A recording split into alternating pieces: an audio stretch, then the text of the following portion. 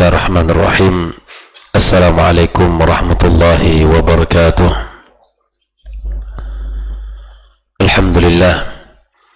Alhamdulillahi rabbil alamin.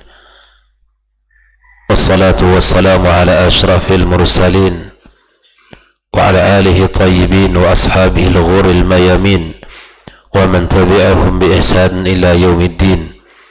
Ashhadu an la ilaha illallah wahdahu la syarika lah waliyus salihin wa khaliqul khalqi ajma'in wa ashhadu anna Muhammadan abduhu wa rasuluhu as-sadiqul amin. Allahumma bika asbahna wa bika amsayna wa bika nahya wa bika namutu wa ilayka an-nushur. Asbahna ala fitratil islam wa ala kalimatil ikhlas wa ala dini nabiyyina Muhammadin sallallahu alaihi wasallam wa ala millati abina Ibrahim hanifan musliman wa ma kana minal musyrikin. Asbahna ala ni'matin wa afiyatin wa sitrin fa atmim alaina ni'mataka wa afiyataka wa sitraka fid dunya wal akhirah. Allahumma alimna ma yanfa'una wanfa'na bima 'allamtana wa zidna ilma. Amma ba'd. Kaum muslimin dan muslimat, jamaah salat subuh Masjid At-Taqwa Indo As-Sakinah Al-Mawaddah Pekanbaru rahimakumullah. Alhamdulillah, kita bersyukur pada Allah Subhanahu wa taala yang telah memberikan kepada kita kesempatan di pagi ini, membangunkan kita dari tidur kita dan memudahkan kita untuk bisa melangkahkan kaki kita ke rumahnya untuk melaksanakan ibadah yang mulia, ibadah yang agung, salat subuh berjamaah. Kemudian kita lanjutkan sejenak duduk dalam majlis yang mulia ini pula, majlis zikir, majlis ilmu, yang mana banyak kebaikan-kebaikan yang Allah taburkan di situ. Banyak keutamaan-keutamaan yang Allah janjikan bagi siapapun yang duduk dalam majlis tersebut. Mudah-mudahan kita diberikan Allah Subhanahu wa taala taufik dan semangat untuk bisa selalu dalam majlis seperti ini. Kemudian kita ucapkan salawat dan salam untuk Nabi kita sallallahu alaihi wasallam. Mudah-mudahan kita mendapatkan syafaatnya pada hari kiamat kelak. Pagi ini kita akan membahas satu kitab baru, masih dalam karya Syekh Saleh Al-Utsaimin. Setelah kita membahas dua kitab sebelumnya karya beliau, yaitu tentang sifat salat Nabi, yang mana beliau syarah dari kitab Sifat Salat Nabi karya Syekh Saleh Al-Utsaimin. Kemudian setelahnya kita membahas tentang Al-Baqiyatus Salihat, ya zikir-zikir yang dibaca setelah salat. Dan pagi ini kita akan membahas satu kitab beliau yang mana beliau tulis dengan nama Al-Khulasatul Hasna fi Azkaris Sabahi wal Masa. Ada ikatan yang sangat kuat antara tiga buku ini, di mana kita berusaha dalam salat kita mengikuti salatnya Rasulullah berdasarkan dalil-dalil yang telah disampaikan oleh Nabi sallallahu alaihi wasallam dan diriwayatkan oleh para sahabat darinya. Kemudian kita mencoba untuk memperbaiki apa saja zikir-zikir yang masyru' yang dibaca setelah salat, apa saja yang dianjurkan dibaca selesai kita melaksanakan ibadah salat. Itu sudah selesai untuk kita baca dan alhamdulillah, mudah-mudahan ini menjadi ilmu bagi kita bersama. Lalu kita lanjut buku pagi ini tentang zikir-zikir pagi dan sore yang beliau sebut dengan Al-Khulasatul Hasna fi Azkaris Sabahi wal Masa. Kenapa kita harus membaca kitab ini? Kenapa kita harus membaca zikir-zikir pagi dan sore kita. Karena sesungguhnya zikir itu adalah ibadah yang sangat agung di sisi Allah Subhanahu wa taala. Mari kita perhatikan beberapa firman Allah Subhanahu wa taala yang mana zikir itu adalah ibadah yang sangat mulia, yang sangat tinggi kedudukannya di sisi Allah Subhanahu wa taala. Allah mengatakan, "Fadhkuruni adzkurkum." Maka ingatlah kalian kepadaku, niscaya aku juga ingat kepada kalian, kata Allah. Orang-orang yang senantiasa mengingat Allah, maka balasannya Allah pun ingat kepadanya. Allah ingat kepadanya.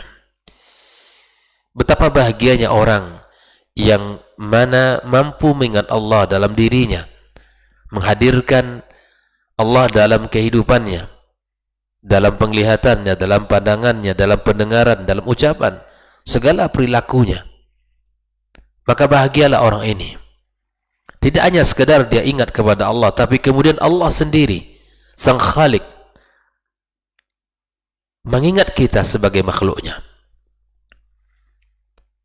Nah, Allah Subhanahu wa taala juga menyebutkan di dalam surat yang lain, innamal mu'minuna alladhina idza dzukirallah wajilat qulubuhum wa idza tuliyat 'alaihim ayatuhu zadatuhum imana. Sesungguhnya orang-orang yang beriman itu, ya, siapa? Orang-orang yang apabila disebutkan nama-nama Allah, bergetar hati mereka. Jika disebutkan Allah Azza wa Jalla, maka bergetar hati mereka. Dan apabila dibacakan padanya ayat-ayat Al-Quran, maka bertambahlah keimanan mereka. Orang beriman maka dekat dengan Allah Subhanahu wa taala. Orang beriman dekat dengan kalamullah Azza wa Jalla. Karena itulah yang menjadi, ya, sumber kebaikan baginya, di mana dia ingat kepada Allah, hatinya senantiasa bergetar, dan apabila dibacakan kalamnya, maka hatinya bertambah keimanan pada dirinya.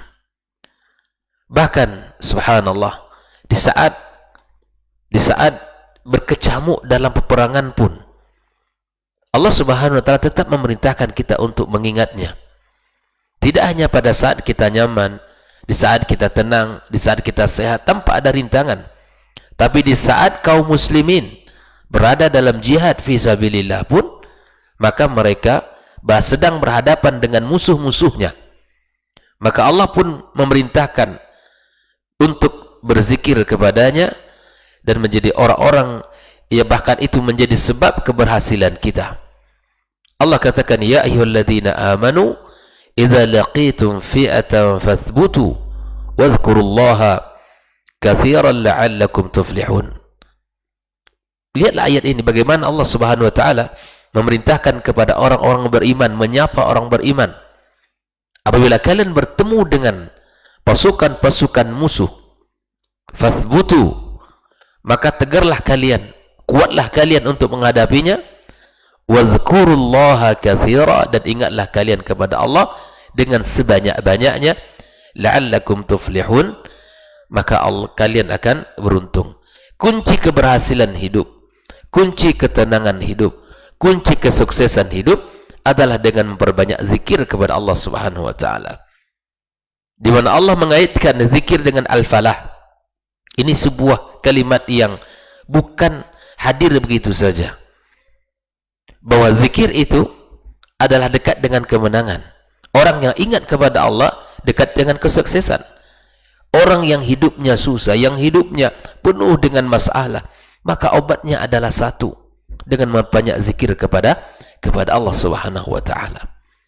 Karena itu adalah kekuatan baginya, dan itu ada solusi di dalam segala permasalahan yang ia hadapi di dunia ini. Bahkan kemenangan dari musuh-musuh pun kuncinya adalah dengan berbanyak zikir. Para sahabat ketika menghadapi musuh-musuh Allah, sisi jumlah mereka jauh berbeda banyak. Dari sisi persenjataan, dari sisi kekuatan, ya, kelengkapan, yang dipakai untuk berperang, jauh perbedaan mereka dengan musuh-musuh Allah Azza wa Jalla. Tapi apa yang membuat mereka berhasil? Apa yang membuat mereka ditolong Allah Azza wa Jalla? Apa yang membuat mereka menang dalam jihad fi sabilillah? Karena kekuatan mereka adalah mengingat Allah Subhanahu wa taala, dekat kepada Sang Khalik yang memiliki raja seluruh raja di dunia ini, yang memiliki seluruh apa yang ada di muka bumi ini, bahkan yang di langit dan di bumi ini. Ikhwani wa akhwati fi din, hafizakumullah wa ra'akum. Makanya ketika kita melihat beberapa hadis-hadis juga demikian, sejalan dengan apa yang disampaikan Allah Azza wa Jalla. Banyak sekali keutamaan-keutamaan yang telah disampaikan oleh Rasulullah sallallahu alaihi wasallam, seperti mana hadis yang diriwayatkan Imam Muslim, la yaq'udu qaumun, tidaklah suatu kaum duduk, yadhkurunallah azza wa jalla, mereka berzikir kepada Allah, mereka mengingat Allah, illa hafathumul malaikatu, kecuali mereka diliputi oleh para malaikat-malaikat Allah, wa ghasyathumur rahmah, mereka akan diselimuti oleh rahmat Allah Azza wa Jalla, wa nazalat alaihimus sakinah, dan ketenangan akan datang dan turun kepada mereka, wa dzakarhumullahu fi man 'inda, dan Allah sebut-sebut nama mereka di hadapan para makhluk yang ada di sisinya. Hadis dari Imam Muslim. Keutamaan yang sangat luar biasa. Di saat orang tersambung hubungannya dengan Allah, maka disitulah kebahagiaan yang sebenarnya ia rasakan. Di dalam hadis yang lain, maka Rasulullah SAW juga mengatakan, idza marartum bi riyadil jannati farta'u, jika kalian melewati taman-taman surga, maka singgahlah, duduklah, masuklah di dalamnya. Taman, kita disuruh Nabi SAW untuk duduk di dalamnya. Qalu wa ma riyadul jannati ya Rasulullah, apa yang dimaksud dengan taman tersebut? Halaqah dzikir, halaqah dzikir. Karenanya, karena sesungguhnya Allah Ta'ala memiliki malaikat-malaikat yang tugasnya hanya satu, sayyahina fil ard, mereka berkeliling di muka bumi ini. Satu, ada malaikat-malaikat khusus, malaikat-malaikat yang Allah ciptakan, sayyahina fil ard, mereka berkeliling untuk mencari halaqah dzikir. Apabila mereka datang kepada orang itu, maka mereka pun duduk bersamanya, bahkan malaikat mendoakan dia setelah bangkit berdiri dari duduk dalam majelisnya. Inilah yang disebutkan oleh Rasulullah SAW, dan inilah yang menjadikan sebagai bagian yang mesti kita pikirkan dalam kehidupan kita. Bahkan Al-Imam An-Nawawi rahimahullah ta'ala menyebutkan dalam kitab Al-Adhkar, ketahuilah sesungguhnya keutamaan zikir itu tidak terbatas kepada tasbih, kepada tahmid, kepada takbir dan semacamnya. Sebagian orang mengatakan itulah zikir, tasbih, tahmid, takbir, tahlil. Tidak.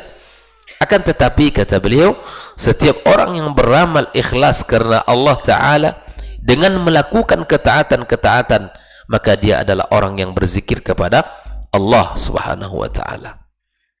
Demikianlah yang dikatakan oleh Sa'id Ibn Jubair radhiyallahu ta'ala dan para ulama yang lain. Di antara perkataan mereka adalah majlis zikir adalah majlis halal haram, yang membicarakan bagaimana menjual dan membeli, bagaimana salat, bagaimana menikah, bagaimana talak, bagaimana haji, bagaimana puasa dan lain sebagainya. Itu semua adalah zikir. Jadi zikir tidak hanya ucapan seseorang yang terbatas pada tasbih, tahmid, takbir dan tahlil, tapi apa yang kita lakukan dari kebaikan dan amal saleh ini adalah dalam bingkai kebaikan dan zikir kepada Allah Subhanahu wa Ta'ala. Ikhwani wa akhwati fi din, hafizakumullah wa ra'akum. Di dalam sebuah pesan Nabi kepada Mu'adz ibn Jabal, Rasulullah sallallahu alaihi wasallam memegang tangan beliau. Qala ya Mu'adz, wallahi inni la uhibbuk. Ini perkataan yang ditunggu-tunggu oleh setiap orang. Rasul mengatakan kepada Mu'adz, demi Allah aku mencintaimu. wallahi inni la uhibbuk, aku mencintaimu. Faqala ya Mu'adz, wallahi inni la uhibbuk, wallahi inni la uhibbuk. Faqala usika ya Mu'adz, maka Nabi mengatakan, aku wasiati kamu wahai Mu'adz, la tada'anna fi duburi kulli salatin, jangan engkau tinggalkan bacaan setiap kali di akhir salat, jangan engkau tinggalkan. Allahumma a'inni ala dzikrika wa syukrika wa husni ibadatik. Ini wasiat Nabi kepada Mu'adz, dan tentu wasiat ini juga berlaku untuk kita,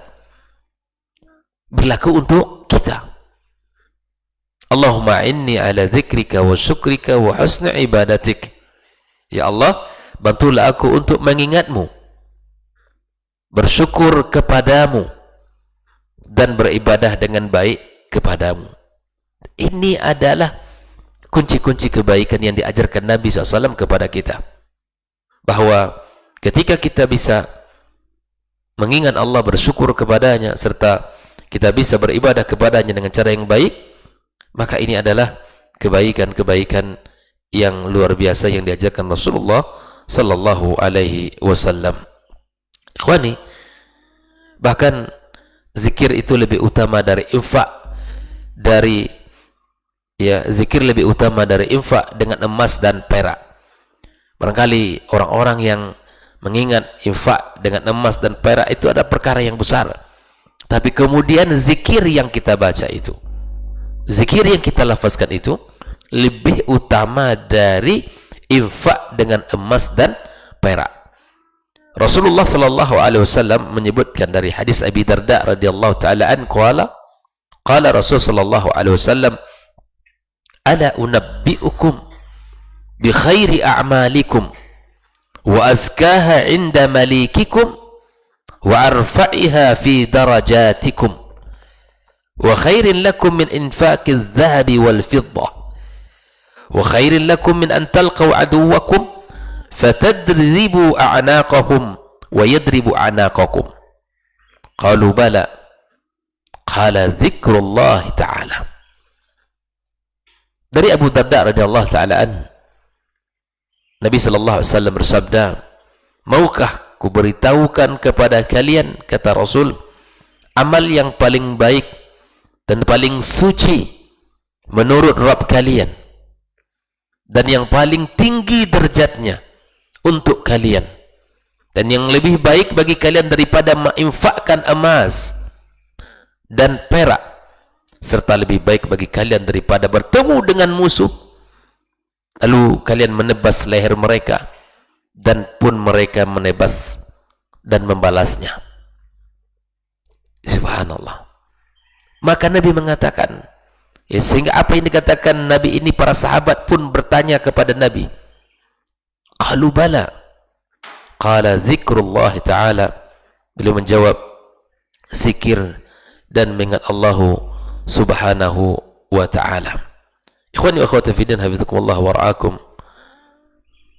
Dari hadis yang mulia ini dapat kita ambil sebuah kesimpulan, faedah bahwa zikir menunjukkan keutamaan dan menyamai jihad di jalan Allah subhanahu wa ta'ala, dan zikir merupakan seluruh amal yang mengingatkan kepada Allah subhanahu wa ta'ala adalah amal-amal yang sangat bernilai tinggi di sisi Allah tabaraka wa ta'ala, dan zikir dibalas dengan pahala yang besar, dibalas dengan keutamaan-keutamaan yang besar. Inilah yang menjadi betapa pentingnya kita kenapa harus mempelajari zikir-zikir yang masyru' yang disampaikan Rasulullah sallallahu alaihi wasallam, sehingga kita disebut oleh Allah az-zakirin Allah katsira wa dzakirat, laki-laki dan perempuan yang banyak berzikir. A'adallahu lahum maghfiratan wa ajran 'azima, Allah sediakan baginya ampunan dan pahala-pahala yang besar. Ikhwani wa akhwati fi din, hafizakumullah. Dan tentunya masih banyak yang menjadi keutamaan-keutamaan zikir dalam Islam, yang keutamaan-keutamaan apabila kita jaga dan kita lakukan, kita akan mendapatkan banyak kebaikan dan pahala dari Allah subhanahu wa ta'ala. Maka tidak ada yang paling berbahagia bagi seorang ketika dia tersambung hubungannya dengan Allah, tersambung lisannya untuk mengingat Allah Azza wa Jal, dan kemudian dia senantiasa berusaha untuk menjadi orang-orang yang dekat dengan Allah melalui memuja dan memuji, meninggikan asma dan sifatnya, meninggikan lafaz-lafaz yang telah dibacakan oleh Rasulullah SAW dalam kehidupan dan diajarkannya kepada kita. Mudah-mudahan kita termasuk orang-orang yang menjaga zikir pagi dan zikir sore, apalagi di masa-masa seperti ini, di masa-masa fitnah, di masa-masa banyak godaan dan cobaan, rintangan dalam beragama, dalam kehidupan. Maka nahnu bi ahwaj, lebih utama, lebih penting, lebih butuh kepada membentengi diri kita, anak kita, keluarga kita, kekayaan dan harta benda yang kita punya, dan apapun yang kita miliki dari keindahan dunia. Maka dengan berzikir kepada Allah Subhanahu wa taala, kita akan mendapatkan penjagaan dan perlindungan serta keberkahan dari Allah Subhanahu wa taala.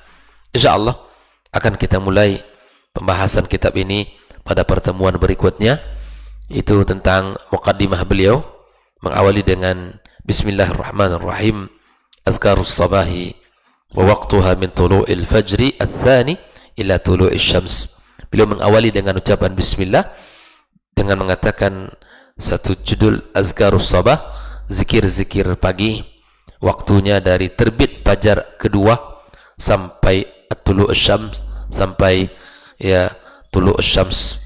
Ini adalah muqaddimah beliau mengawali kitabnya ini dengan memberikan waktu zikir, menjelaskan, dan kemudian setelah itu dia baru menyebutkan beberapa jenis-jenis zikir yang mesti kita baca di waktu pagi dan di waktu sore, sebagaimana yang telah disebutkan oleh Rasulullah sallallahu alaihi wasallam.